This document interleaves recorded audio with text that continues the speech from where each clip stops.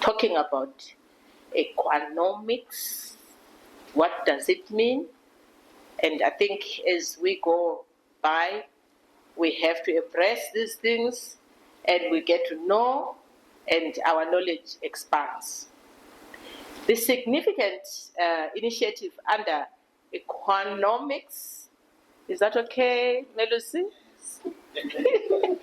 Economics, Gender Equality and Fiscal Policy Project was officially inaugurated in Bulawayo this year along the sidelines of Zanu-PF. During that time, we took advantage and launched it at the Holiday Inn in Bulawayo. This was marking the commencement of transformative journey for our nation.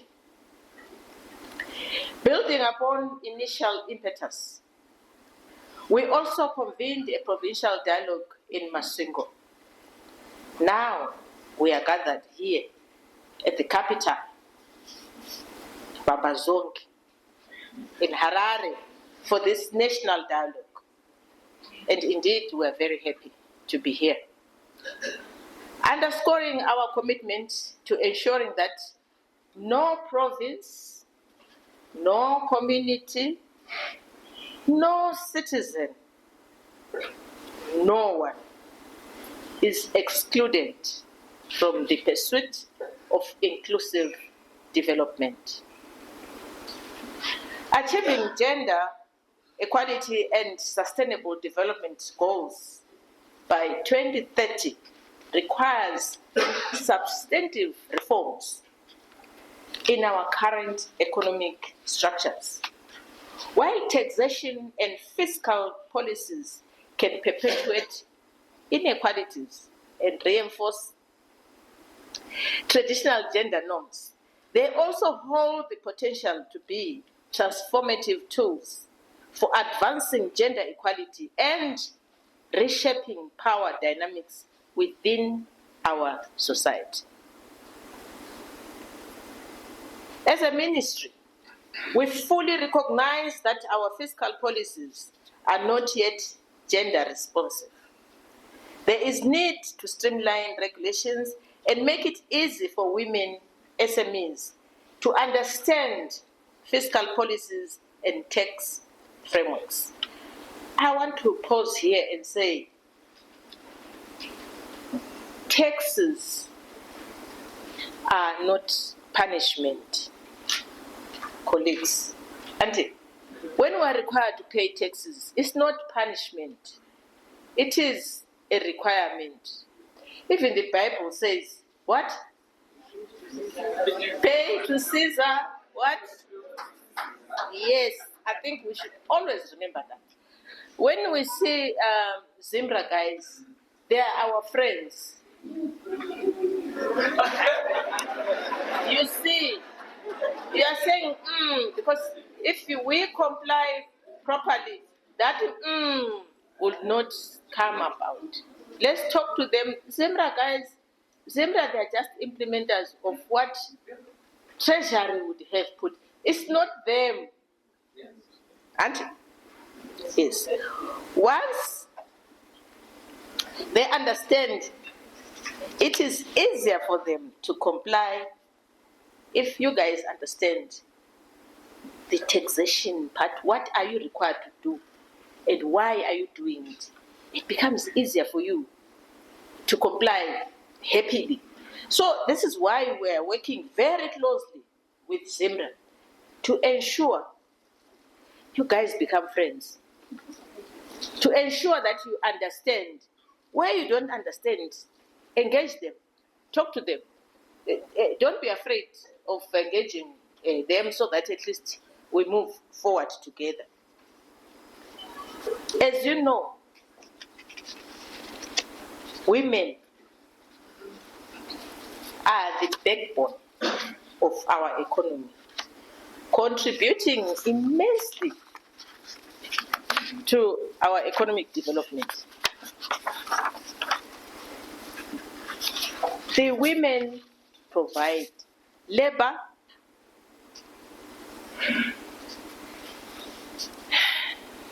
the labour I'm talking about is both paid and unpaid labour.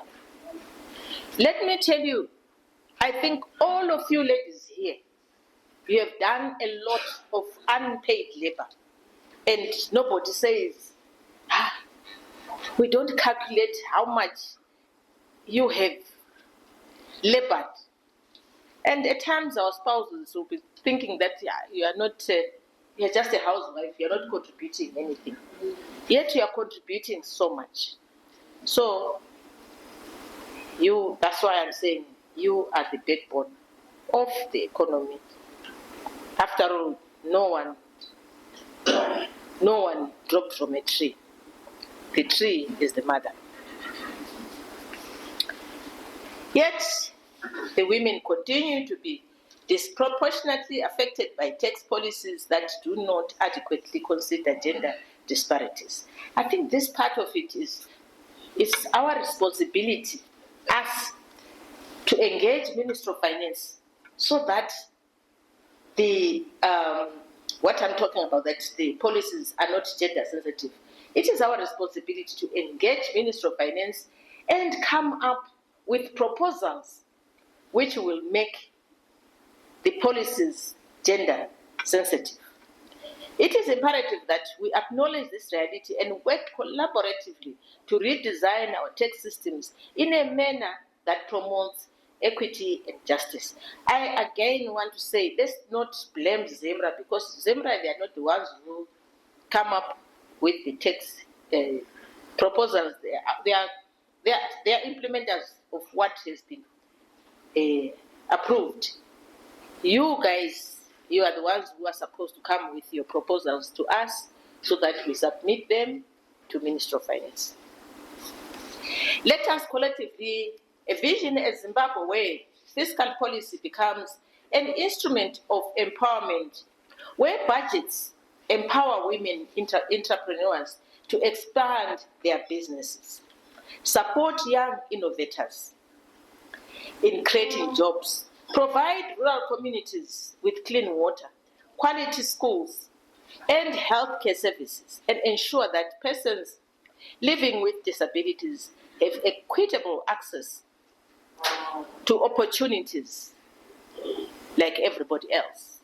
Let us commit to building systems that are transparent, accountable, responsive to the lived realities of all citizens. As we engage today, the national dialogue, I urge each and every one of us to be bold, to challenge assumptions, and propose transformative solutions. Gender equality must never be relegated to a secondary concern. It is the very bedrock of sustainable development, the key that unlocks economic growth, and the bridge that ensures no one is left behind. When we're talking about gender equality, we are being inclusive. We are not talking about women only. We are talking about us. As I'm saying, this world is full of us. That is all men and women. We are all saying we have to work together for the benefit of the development of our country, and it is our responsibility to ensure we contribute during this discussion. I express my gratitude to all participants for your presence. I'm excited, as I've said. Seeing all of you here makes me happy. The dedication and unwavering commitment to this cause is something which touches my heart. Your being here shows that we are together, we are moving together. And that thirst for knowledge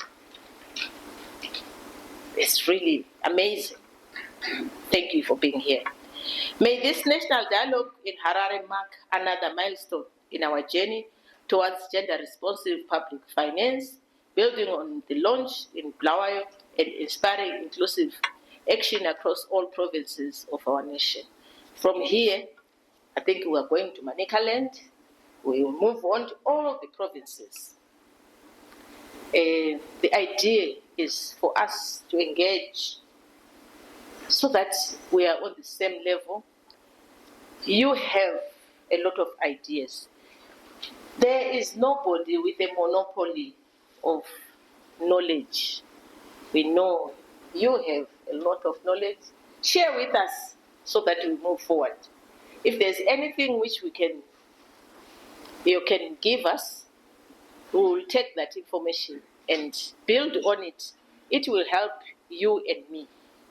I would like to thank you very much for being here. Thank you once more.